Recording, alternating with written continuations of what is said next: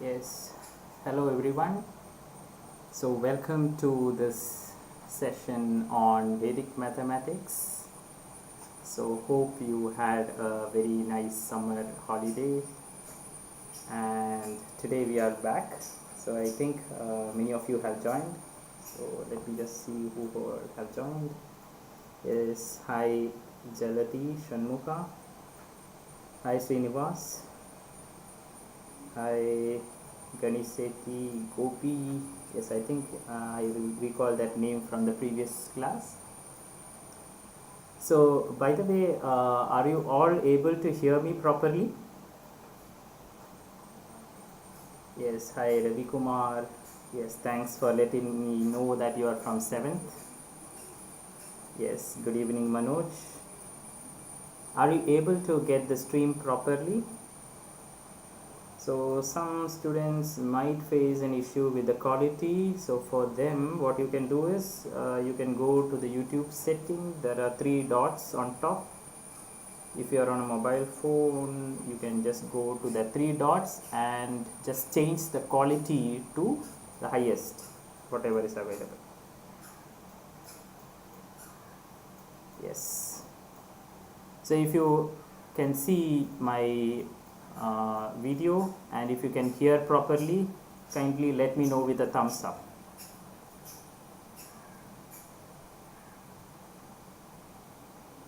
I'm waiting. I think the chat is coming a little bit slow on my side. Are you able to get me or no?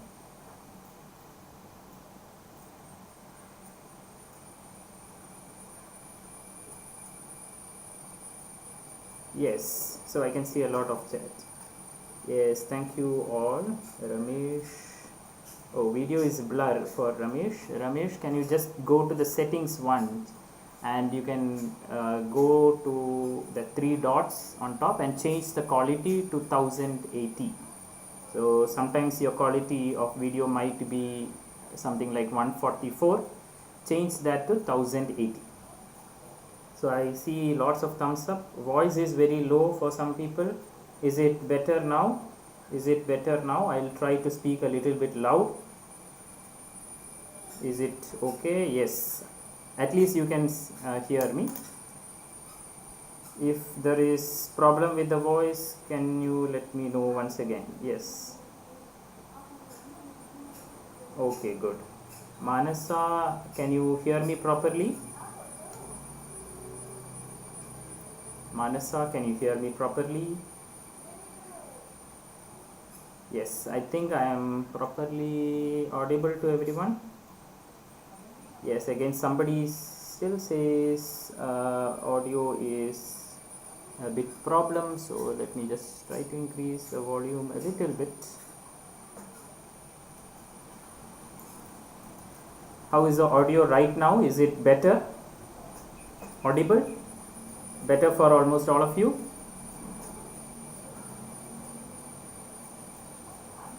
Yes, okay, thanks. So we have a lot of students and messages coming in, so I can't even read everyone's message. So on behalf of everyone, yes, I am going to start today's session. So I see some of the students are from 12th standard, some of them are from 7th standard, but don't worry, it is useful for everyone. Okay, so today's class will be typically an orientation of the course. So we'll just step into the waters of Vedic mathematics. Only we will just wash our feet a little bit and throw away some stuff we learned already, because it is going to slow you down. So whenever you want to make your computer fast, what do? You delete some old files, right? So something similar we'll do here also. We'll throw out some old stuff and we will inject new stuff. Okay, so I think we are 5 minutes into the session. Let's just wait for 1 more minute so that some students who might be late can also benefit. All right, so I'm not going to look for the chat for maybe some more time, and I'll just tell you this happy birthday problem. Now there is a reason why I have chosen this happy birthday problem here, because today is the first day of the class. So we have to wish happy birthday to Vedic Maths. Okay. So we are going to spend today by celebrating the birthday of Vedic Maths. So Maths is always filled with problems, not the problems, difficult problems sometimes. Sometimes it is easy. But Vedic Maths is going to flatten it all, and it is going to make you easily approach any mathematical problem. So I am going to read this problem. So there are 25 students in a Vedic mathematics class. Not this Vedic mathematics class, because there are already 90 students who have joined here. So this is some other Vedic mathematics class which has only 25 students, and exactly one student called Raju has his birthday today. So what is today's date? Yes, today is 7th, right? So 7th June is the birthday of Raju. And there is another friend of Raju whose name is Ramu, who has birthday just 1 week after that. So 7th is the birthday of Raju, so June. So hope you can read my handwriting well. So 7 plus 7, which is 14, is the birthday of Ramu. Okay. Now what you have to find is how many hours, it's a unit of time, has to elapse, meaning how many hours are left for the celebration of Ramu's birthday. So today we will celebrate Raju's birthday. Next week we are going to celebrate Ramu's birthday. So how many hours should we wait? So just to give a pictorial representation, let's have this picture of Raju here and this picture of Ramu, who is a little bit bigger than Raju probably. And we'll just mention here their names. And what we are saying is, today is the birthday of Raju, which is 7th June, and there is one birthday on 14th June. Now you clearly know that there are 7 days in a week. So 7 days multiplied by how many hours are there in a day? Yes, I can see answers popping in the chat box. Just wait. So there are 24 hours. 24 hours in a day. So totally how many hours are there in 7 days? So 24 multiplied by 7. Anybody has learned the multiplication table of 24 in their school? If there are any, I would be curious to see that in the chat box. Yes, no. I see many no answers there. So what you generally do is you multiply like this: 24 multiplied by 7, 7 multiplied by 4, the units to units is 28, 7 multiplied by 2 is 14, you have to add this carry, which is 14 plus 2, which is 168 is the answer. But this is just ordinary mathematics. You don't have to come to Vedic mathematics to learn this. But this part you usually write down in your answer sheet, wherever you are working your problem, or in your notebook. Now the thing is, can you get rid of this? Can you do everything in your mind? Can you do everything in your head? So that's what you are going to try here. So the purpose is to get rid of pen, to get rid of paper, and just do this on mind. So one thing that is going to help here is that to see 24 can be written as 20 plus 4. 20 is a multiple of 10, 4 is just the units that is above 20. So if you visualize the number 24 like this, there is an easier method. You just have to multiply 7 multiplied by 20, which is easy because it's a multiple of 10. 7 multiplied by 2 is 14, so 7 multiplied by 20 is 140. So to that you just have to add the product of 7 multiplied by 4. You already know the multiplication table of 4. So which means the answer should be 140 plus 28, which is 168. You do not need a pen or paper for that. Now things are not so easy again.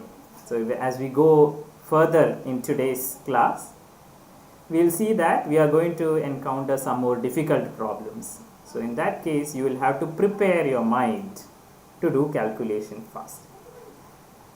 So I think all of you were able to see my writing. Some of them are saying that is not visible for somebody. What I am writing is not visible. So okay, so I think I have written behind me, that is why it is not visible. So what I will do is I will write it here. So thank you for giving that feedback. So let me just write it here. So I just wanted to multiply 24 with 7. So 24, I am writing it as 20 plus 4. 20 plus 4 is 24. Now the thing is that if I just write it like this, it is easier to do multiplication, because I just can do 7 multiplied by 20, which is 140, 7 multiplied by 4, which is 28, and add this up to get the answer as 168. So this is what I said earlier. So sorry for that. Thank you for reminding this, because this is a new format for me also, so I am also learning. So hope you have understood this. Okay. Let's go to the next part. So why have you come to this Vedic Maths class? So probably you want to learn something with fun. So how can you learn something with fun? Only if there are stories, right? So why is your English class interesting? Not because of its grammar, because it has a lot of stories, right? So here also, in mathematics, we are trying to introduce some stories, how you can relate what we are doing with very well known stories. So today I will not spend time on storytelling, but tomorrow onwards probably you can expect some nice stories in this class. So let's see why students have come here. So are you an average student in mathematics and you find it difficult to do some mathematical problems, and you feel that some of the numbers that you see are your enemies? Then Vedic Mathematics is going to help you. After this series of sessions, you will feel friends, you will make friends with numbers. What do you mean by making friends with numbers? It just means that whenever you are just roaming around, just walking around, you see a flower, you see how many petals are there, you will start counting them, you will see how many pollens are there inside that flower. So you can see mathematics around you. So there are a lot of mathematics in nature. So we will spend some time in a future lecture on seeing what are the mathematics present in nature, and a lot of them is going to amaze you, so that you can learn mathematics with joy and you can enjoy solving problems. The second thing is that most of you have come here because you want to calculate quickly. There are examinations. What are they? It's called NTSE is there. Probably you are preparing for JEE, some of them. Then some of them might plan to do an engineering, or maybe some physics in the future, or maybe chemistry also. Have to go to some college, so you have to pass some test. And if you have some business mind, you want to start a company, you have to do an MBA. For that you may have to prepare for CAT exam, XAT or something.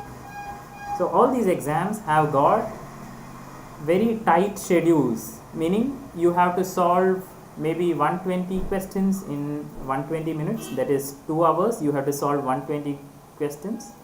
So probably you have to spend only 1 minute on an average for a question. So how are you able to do that? And you have very limited rough space for all these question papers. And moreover, if it is online mode, you have to take the calculator from the computer if it is available. Most of the time it is not available, or you have to write that in a book. So it's almost very difficult. So here is where Vedic mathematics is going to help you. So I just want to see how many of you are preparing for some examination. If you are preparing for some examination, just write Y in the chat box. Yes, somebody is preparing for JEE, NEET. Somebody say I am in 8th standard only, so I need not prepare. Yeah, KVPY, yeah, good. So I had missed that. Yes, I think everyone at some point of time have to prepare for some examination. So Vedic mathematics is fun to learn, even if you are not preparing it right now. Yes, somebody is preparing for UPSC and wants to become an IAS officer. Very nice. Very nice to hear that you have very good ambitions right at this age. Yes, there is somebody who is still not able to see clearly. So if anybody is not able to see clearly, what you can do is you can go to the top of the video. There are 3 buttons, 3 dots, and if you press the 3 dots, you will see something like quality, and most probably your quality is 144 pixels. You need to change that to 1080, some higher value of pixels. So for me also it was initially very blurred, but when I changed, I got it corrected. Yes. So we are going further. Now, in most of your school, what you do is that you read a textbook, you study the important questions up there, and you by heart them. And when you go to the exam, you just put it outside. So that is called as mugging up. You mug up a lot when you do. Maybe some students have told me they by heart a lot of history, the dates they have to remember, etc. But Vedic mathematics is not for that kind of study. So it's more for digesting. You have to understand how it works, and when you understand how it works, you will appreciate and enjoy it more. It's more or less like a game. How many of you have played the game of Scrabble? So if you know the game of Scrabble, you know that there are certain positions which will give you more score. So Scrabble is basically a game where you have to arrange letters to form words, and the idea is you have to gain the maximum number of points. Now if you know the rules of the game, you can play it with fun. So you can make a word that is going to give you maximum number of points, and that you can place correctly on the highest blocks that are going to have more points. So in a similar manner, if you know the rules of Vedic mathematics, you will start enjoy the game of mathematics. Next. Yes. How many of you wants a sharp mind? If you want a sharp mind, you can write S in the chat box. So sharp mind is something like you want to think clearly. You want something like to get a solution to a problem very clear, very fast. All this is possible with a sharp mind. So all of you, I can see most of you have written S in the chat box. So if you want a sharp mind, this is the place to come. So you, in Vedic mathematics, you will see techniques how to improve mental mathematics, mental calculations, and this will in fact enhance your mind's capacity to do problems around 10 times. That is shown by research, that there is 10 times increase in the mind's capacity to learn. So you will enjoy solving more difficult problems if you have learned Vedic mathematics. Now the last point I have here is doing more with less. How many of you have heard this? Doing more with less. So even if you have only maybe a tiny pencil, can you do a painting? That is very nice. So similarly, in Vedic mathematics you will learn very little. Exactly, you will learn only 16 formulae, 1-6. In Vedic mathematics you are only going to learn 16 formulae, some of which we will cover in these sessions. And using these 16 formulae you will be able to cover the entire subject of mathematics. That is what we are going to see in the next slides. So that is how you can do more with less formulae. So let's enter to the next part. Yes, somebody is amazed by this fact that there are only 16 formulae. Yes, there are only 16 formulae and there are some subparts. Totally there are 16 plus 13. So totally, if you know 29 of them, you are an expert in Vedic mathematics. Alright. So this set of classes, which we will call sessions, there will be we will be running it for 3 weeks. So this is a 3-week program. So today is the first day. So day 1 is introduction. I will not cover much of these 16 formulae, but from tomorrow onwards we will start it in a more rigorous manner or in more formal way. So today is mostly introduction. I will tell you what all are there.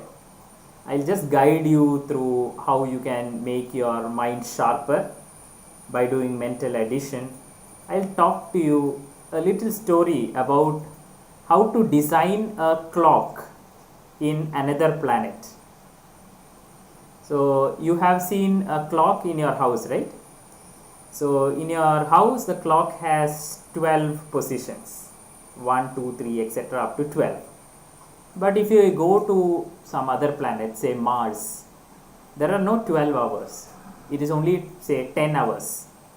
So you have to draw a new clock for the planet Mars. So I am going to tell you a story about how to design clocks for different planets. So that will be introduction. I will just read out whatever we are going to do in today's class. So today we will be mainly dealing with only addition, and we will talk a little bit about what is called as a 10-point circle. Those who have come for the earlier batch on Vedic mathematics may recall what is a 10-point circle, and I will talk to you a little bit of the history of Vedic mathematics. Alright, so let's go to the history first. History means something that came from the past. Okay. So the science of Vedic mathematics was actually written down by a great Indian sage, Sri Bharati Krishna Tirthaji. He was near the location of Puri in Orissa, and he has written a very nice book on Vedic mathematics, and that consists of all these 16 sutras. So what he said is that if somebody is able to apply the subject of Vedic mathematics, he is thorough in this area of mathematics, practical or applied mathematics. Even if you don't know the exact names of what formula is there, if he knows how to apply, then he is known to be very good at mathematics. So let's see how many formulas we have to learn. I told you this in the previous slide also. There are 16 main formulas. So in the language Sanskrit, we call formulas as sutras. So sutras sometimes meaning it can be some word formula. I'll tell you an example. So an example of a sutra will be add 1 to the number. So this is a simple sutra. Now this is an English sentence, but in Vedic mathematics this has got a very good sense, and that is why it is called as a word formula. Sometimes it is also called as aphorisms. Aphorisms means there is some poetic touch, there is some poetic way of pronouncing. Maybe when you are free, you can try to say this, add the number, add 1 to the number in a poetic language, just like you sing a song.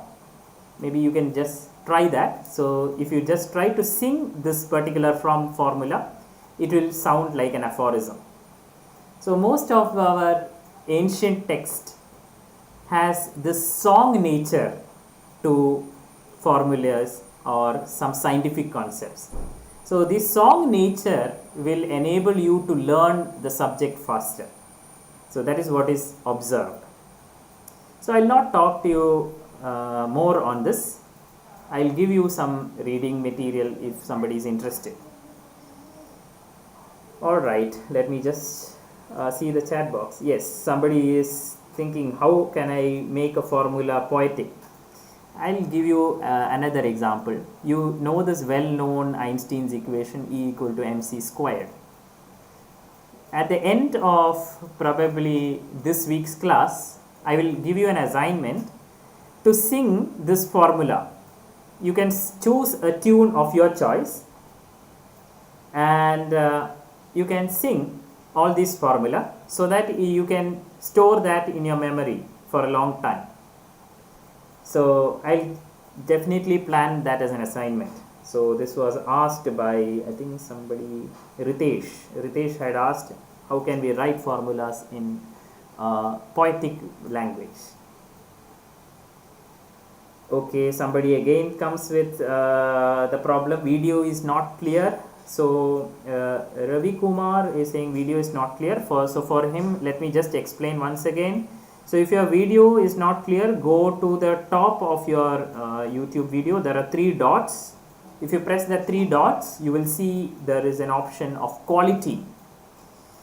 In that quality, you might see around 144, maybe the current quality. If it is 144 or a lower number, just click on that, go to the advanced part, and in the advanced part, you can increase the quality. Yes, somebody else is asking, Srinivas is asking how to do sums in the mind without being wrong. Okay, I'll tell you that in a while. So before that, let us complete the historical background. So as I said, Tirthaji, who is the founder of the modern version of Vedic mathematics, he has explained that mathematics that is learned through these 16 formulas is applicable to large number of subjects. Some of these subjects are astronomy, physics, engineering and finance, but not limited. I have just mentioned 4 of them here. Anybody knows what is astronomy? If you know what is astronomy, can you just answer which galaxy we are in?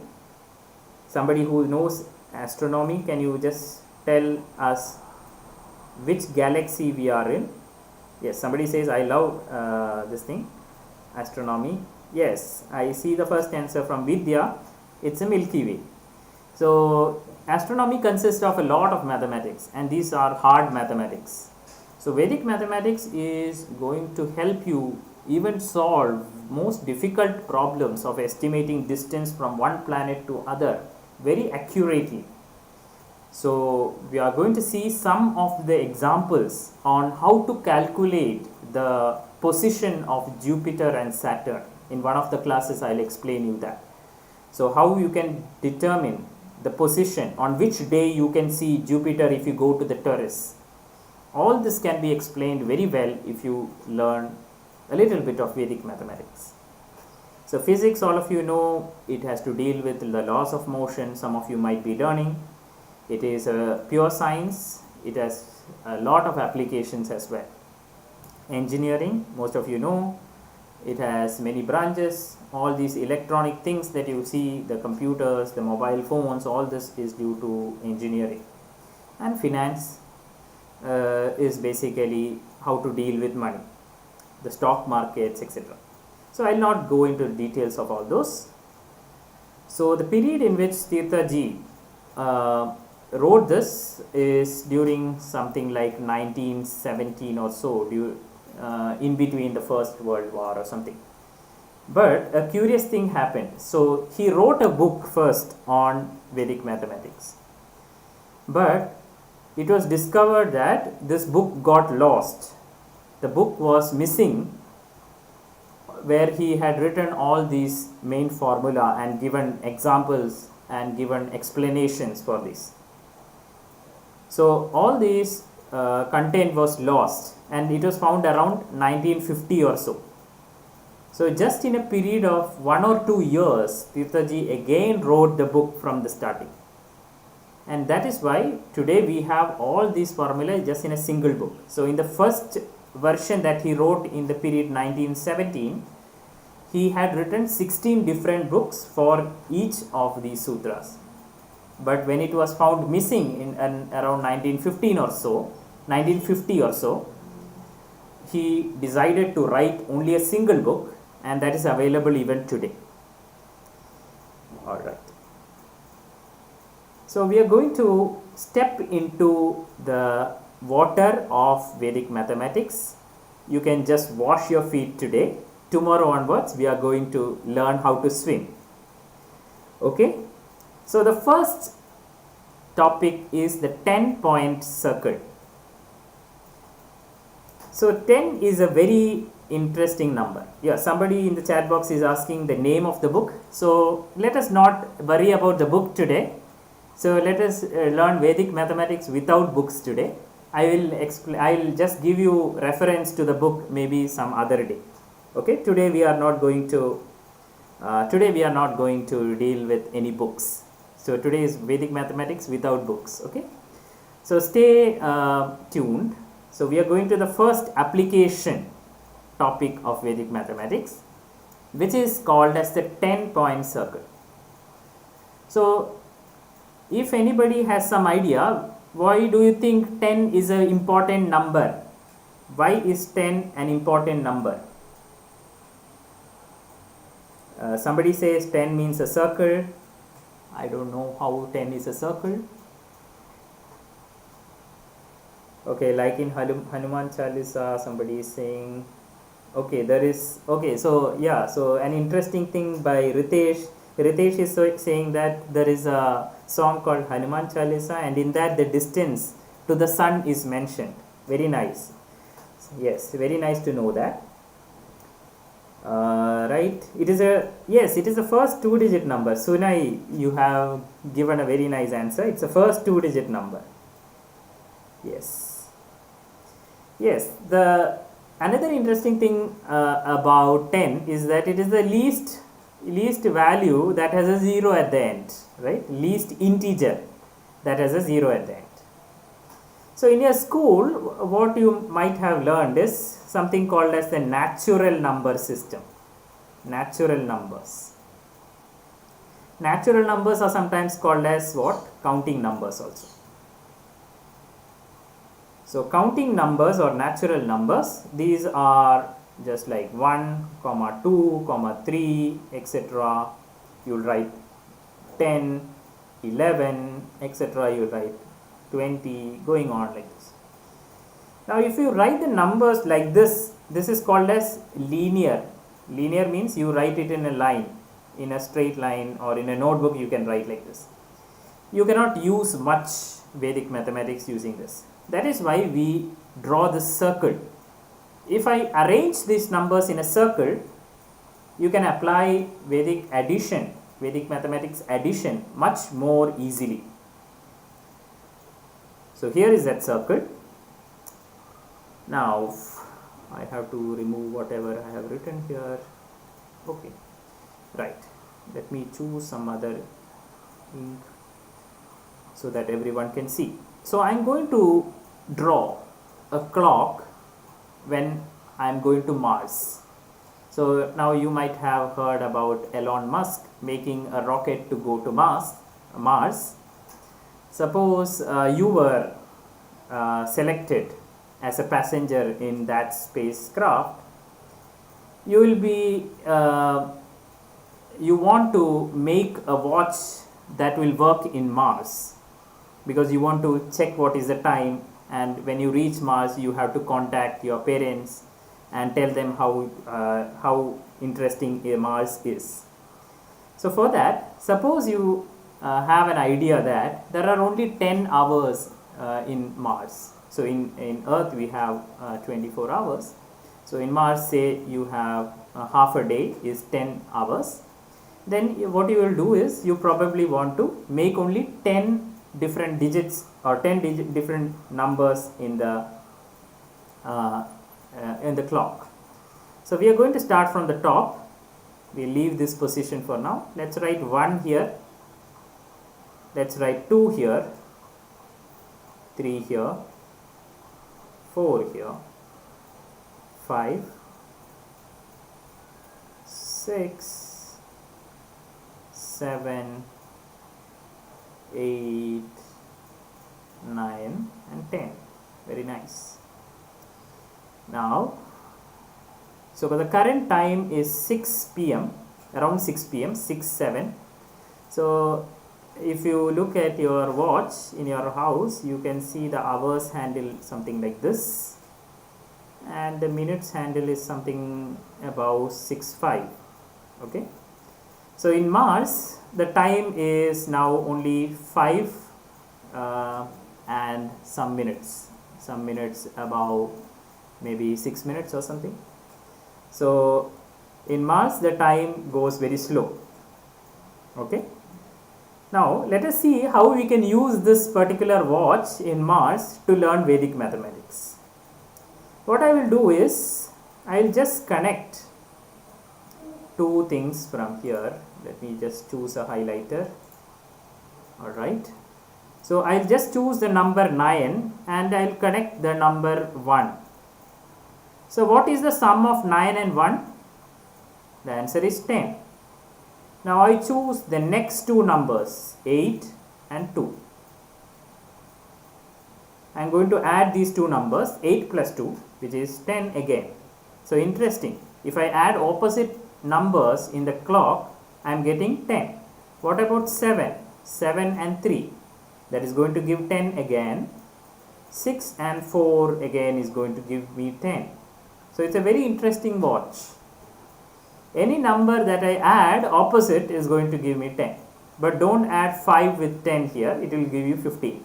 So you can only add in horizontal, straight lines.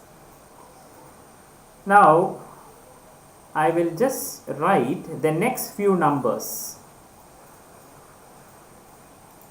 Let me go back to the pen itself. Which is the next number after 10? It is 11. So I'll write 11 here, I'll write 12 here, I'll write 13 here, 14, 15, 16, 17, 18, 19 and 20. Now I'll repeat the same thing. What is 19 plus 11? 19 plus 1 is 20. To that I'll add 10 again. So that is 30. So quite interesting watch, isn't it? Whenever you add opposite numbers, it is giving you a multiple of 10. So this is how you can do addition faster. Try to identify numbers that are going to add up to multiple of 10. So for example, if I am asked to add the numbers 28 with say 12, I can just see where 28 is going to be in the 10-point circle. So 28 is going to be here. 28 plus 12, I know it is going to add up to a multiple of 10 because it is lying opposite in this clock. And everybody knows the answer. Why? Because 28 plus 2 is 30. To that I have just to add 10 to that. So the answer is 40. So this is how you can improve the skill of adding quickly. So I can see a lot of you are active on the chat. Sorry that I can't read your names. Thank you everyone for posting the answers. Keep answering. Those students who are not answering in the chat, keep answering. I'll occasionally see you on the chat. Alright, now we are going to have some application of this watch. Now you are going to carry this watch to the supermarket with your father, and you have come to the supermarket to buy some vegetables, some fruits, etc. Now your father likes or picks these yellow capsicums. He also picks some green capsicums, and he weighs them and finds that the cost of whatever he has taken is 17 rupees. Green capsicum is a little bit less, he says 13 rupees. Now you go to the billing counter and the cashier says totally it is 30 rupees. Now you have to verify whether it is right or wrong. Since you have learned, or since you are carrying that watch along with you, you can go back and see where 13 and 17 are. So 13 is here and 17 is here. So you know that it should add to be a multiple of 10, and the answer is going to be 30. So you can verify, you can help your father verify the bill.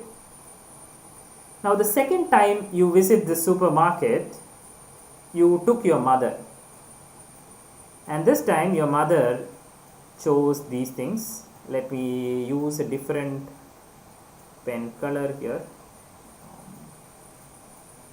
Let me erase those. Okay. So when you went with your mother, you chose the following. You chose this lady's finger, something similar to lady's finger. I don't know exactly, I don't know what it is, but say it is lady's finger, and lady's finger is costing you 26 rupees, and she is fond of these cabbages. She picks some amount and says that it is 34. Now again you go to the cashier and she says the bill is 65. So again you look at your watch, you figure out where 34 and 26 are. So where should be 34? 34 should be somewhere here. What is the other number? 26. So 26 should be just below 16 here. So again you should see that 26 and 34 in the watch is just opposite to each other. And when they are opposite to each other, you see that it has to be a multiple of 10. So whatever the cashier has said is a mistake, and you should correct the cashier now. The answer should be just 60 and not 65. So probably you should complain that to the manager to change the cashier or teach her Vedic mathematics. Okay, so hope you understood that. Let me just see the chat box.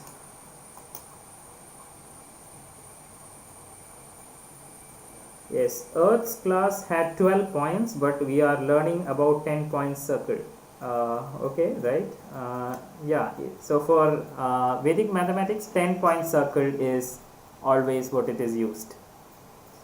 Alright. So hope you enjoyed these examples. We are going to do a little bit more on the addition. So before we proceed, I am going to introduce you to this ancient calculator, which is called as, anybody knows what is this name? What is the name of this calculator? Yes, somebody, Anish has written this abacus. You are right, this is an abacus. I am not sure whether the spelling is right. So the abacus was an ancient calculator that was used around maybe in China, I guess. So currently also some schools teach how to do calculations in abacus. So what we are going to do with abacus today is to understand what is meant by places and place values. So most of you know by now know what is place and place value and face value. So it will be just a revision, but it will be quite short. So imagine you are given a 6-digit number. So I'll just choose a random 6-digit number, 632145. This is a 6-digit number. The last place is called as a unit place. This is called as a tens place. This is called as a hundreds place. This is called as the thousands place. This is the 10,000th place. This is the 100,000th place. So this is how you will arrange the numbers in the places, as well as you can arrange that according to the value. So the value or the face value of the units place is 5. Face value at 10 is 4. Similarly, the face values are 1, 2, 3 and 6 at 100,000 and 10,000 and 100,000. Now, how will I arrange this in an abacus? That is the next question. I'll just show an example. So imagine the abacus is placed like this. Only it has 6 places, so I'll just draw 6 locations. Yeah. So I think I had drawn one extra. So this is the end. So probably I'll. Okay. So the units place is 5, and you can see there are beads on the top level. There are some beads on the lower level as well. So I'll just draw like that. So all the numbers which are less than 5 are easy to represent. How? Because you can place this particular bead on top, 2 beads on top, and you can make 4 here because the number is less than 5. Here the number is less than 5, so again 2 beads on top and the number is 1. So the remaining beads are on the bottom. When the number is 2, you just have to draw 2 beads in the lower half. The number is 3, you have to draw only 3. Now, if the number is 5 or greater than 5, what you have to do is you have to put the top bead to the bottom. So 1 bead is on the bottom and there are 5, right?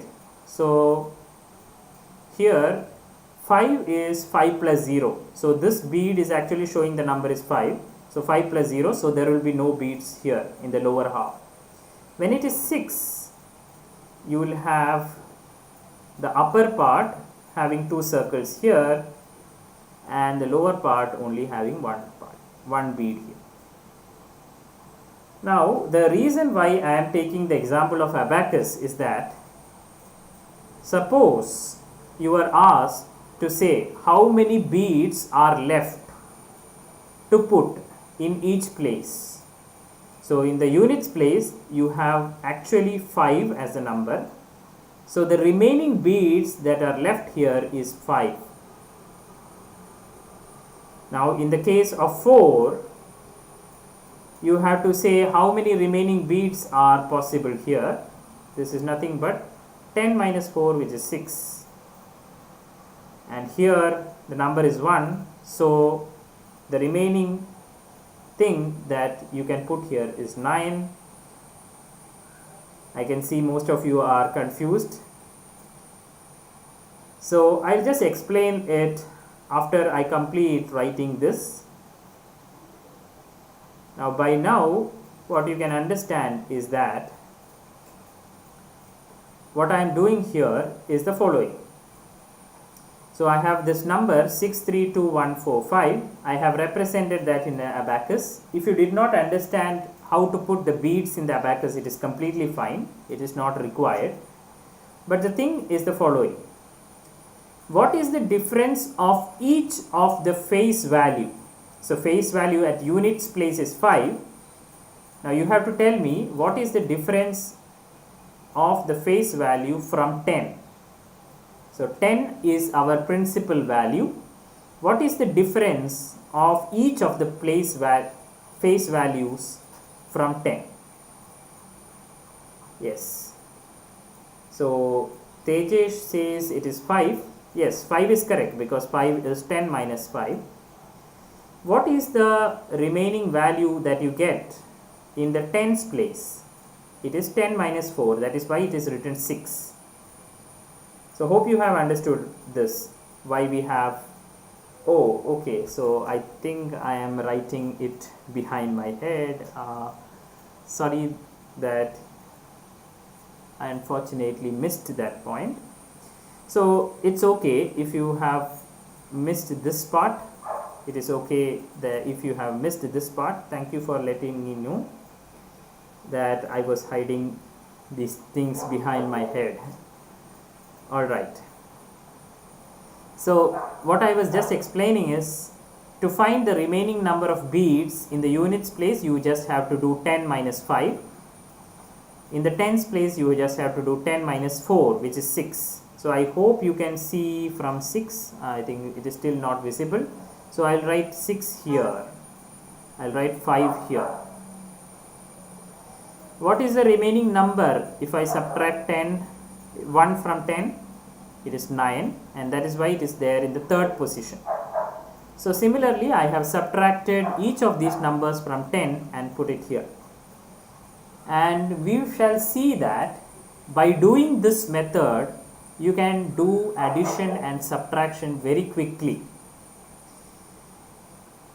So sorry that I had to hide a little bit of the picture behind my head. In the next class, I shall be a little bit more careful on this. So if you have not understood this idea completely also, it is fine. I will explain this again in the next class. So we will just take a pause here and go to a question that wants you to do addition in your mind. So let us look into this problem. Yes, Manasa is saying, can you explain it again? Yes, I will definitely explain it, not today, but in the next class I will definitely explain it, because today I had already drawn it and some of you have gotten confused, and because of that I am not taking abacus today, but I will just explain that in the next class. Right. Okay. So I want all of you to take a minute and just find out the answer to this problem without using a calculator. If you have a calculator, just keep it aside. You have to do either in a paper using a pen or pencil, or if you are smart enough, you can use your head to just give your answers. Yes, I can see different answers coming in. Some of you have 6912, some of them have 6915. I don't know the correct answer myself, but I just want you to show two methods. There are two methods to do this. So most of the students will start doing addition from right to left. 1, 2, 3, 4, 5, 6, 7, 8. So what is the right to left method? You will start with the units place. That is what most of the students will do. You will do 4 plus 8. 4 plus 8 is 12. You will take that carry and write it above. 3 plus 7 is 10. To that you have to add the 1, which is 11. Again there is a carry. 2 plus 6 is 8. 8 plus 1 is 9. Again that is 9. There is no carry. And then just you have to do 1 plus 5, which is 6. Simple calculation, but you had to do a lot of writing, all these carries. In Vedic mathematics, you do this slightly differently. You always start from left and go to right. So if I start from left, I am in the units, tens, hundreds, thousands place. So this has a place value of 1000. So I am going to add just from the left, and I will keep on adding towards the right. So 1 plus 5 is 6, 2 plus 6 is 8, but I will just wait for some time and add the next number also. The next number is 3 plus 7, which is 10. So I am expecting a carry, so I will add 1 to 8 and write directly 9. Now 3 plus 7 was 10, 10 I cannot write in a single digit. 1 I have already given carry, so the answer is 0 here.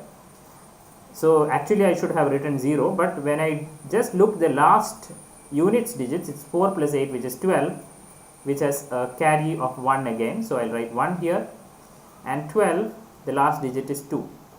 So I did not use any extra writing to represent the carry. I did it in the mind. So this is how you can make addition possible in the mind.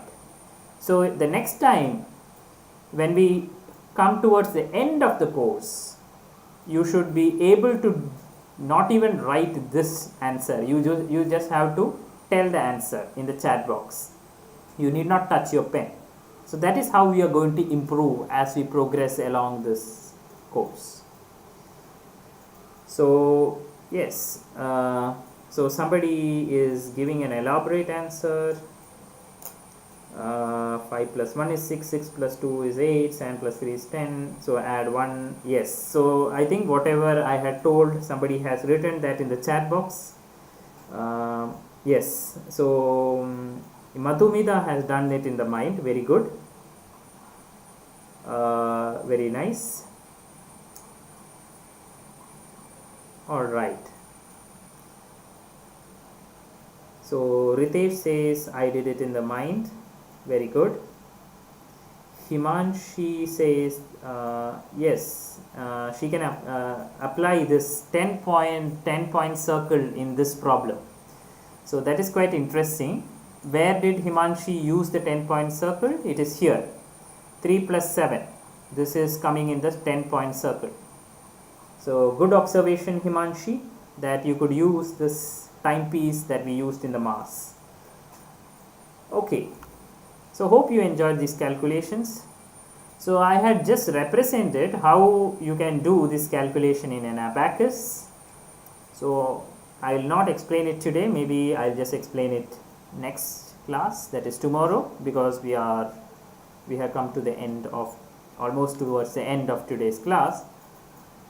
What I'll go next is a puzzle. So what is the difference between puzzle and a problem, mathematical problem? So a puzzle is more like there is some story behind it, and you have to do mathematics through stories.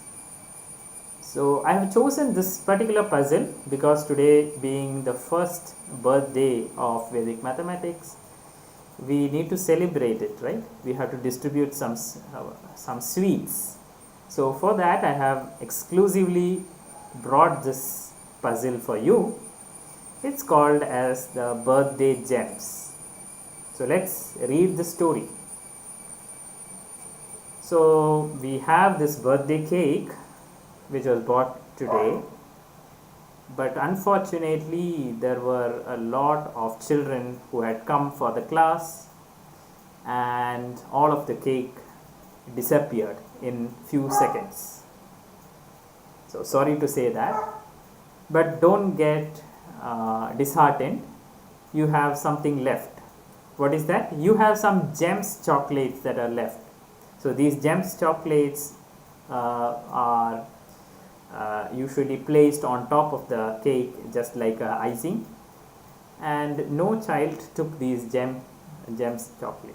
So what is left is these gems chocolate, and there is this one young child, Hari, and he is very hungry, and he wants to have all these gems chocolate by himself. But two of his friends are by his side, so he cannot take the entire chocolates himself. So what they decide is, what we can do is we can divide these total gems chocolates equally among us. Now everybody has learned this 10-point circle from today's Vedic Maths class. So everybody knows what is this 10-point circle.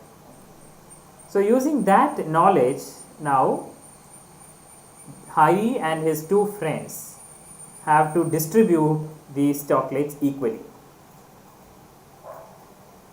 So I'll just give you 1 minute for you to think how should you distribute the chocolates,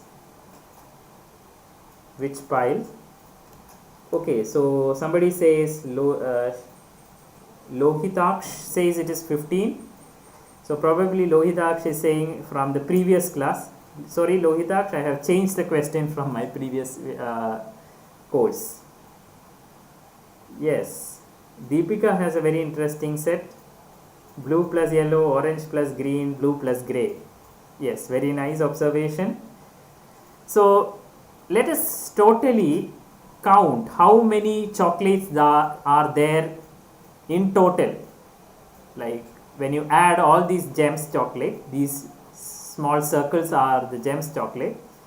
So there are 9 here, there is only 1 here, there are 3 plus 3 which is 6 here, 4 here, 3 here, this is 4 plus 3 which is 7.